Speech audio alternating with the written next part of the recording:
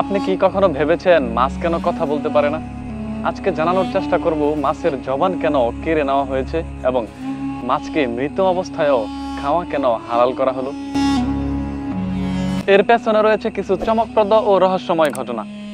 এক সাহাবী হযরত আলী রাদিয়াল্লাহু তাআলা আনহুকে প্রশ্ন করেছিল, হে আলী, পৃথিবীর অন্যান্য প্রাণীদের জবান থাকলেও মাছের কেন জবান নেই, আর মাছ কেন পানিতেই বসবাস করে? উত্তরে আলী রাদিয়াল্লাহু তাআলা আনহু সাহাবীকে বলল, মাছেরও জবান ছিল এবং তারাও কথা বলতে পারত, কিন্তু মাছেরা তাদের নিজেদের উপর জুলুম করার কারণে মহান আল্লাহ তাআলা তাদের জবান কেড়ে নিয়েছেন।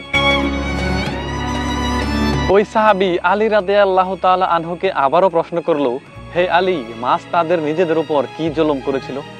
জবাবে আলী বর্ণনা দেন, ইবলিশ আদম আলাইহিস সালামকে সেজদা দিতে অস্বীকার করায় আল্লাহ তাআলা তাকে বিতাড়িত করে দুনিয়ায় পাঠিয়ে দিয়েছিলেন।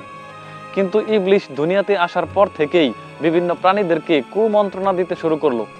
সে সবার প্রথমে কুমন্ত্রণা দিল মাছকে। ইবলিশ মাছকে বলেছিল, সাবধান হয়ে যাও, মানুষ পৃথিবীতে এসে তোমাদের উপর জুলুম অত্যাচার করবে এবং তোমাদেরকে জীবিত অবস্থায় কেটে টুকরো টুকরো করে খাবে। সে সময় মাছ জলে ও স্থলে চলাচল ও কথা বলতে পারত। মাছ ইবলিশের কথা মতো পানিতে বসবাস করা অন্যান্য প্রাণীদের মধ্যে ইবলিশের কথা ছড়িয়ে দিতে লাগলো এবং সবাই মিলে একজোট হতে শুরু করলো। তখনই আল্লাহ তাআলা মাছের কথা বলার ও স্থলে চলাচলের ক্ষমতা কেড়ে নিল।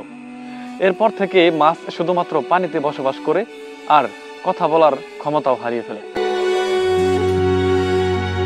এর পাশাপাশি মাছের জন্য আল্লাহ তাআলা নতুন একটি বিধান জারি করেছেন। সেটি হচ্ছে মাছকে অন্যান্য প্রাণীদের মতো নিয়ম মেনে জবাই করে খাওয়ার প্রয়োজন নেই। অর্থাৎ মাছকে জীবিত অথবা মৃত যে কোনো অবস্থায় কাটা বা খাওয়া যাবে।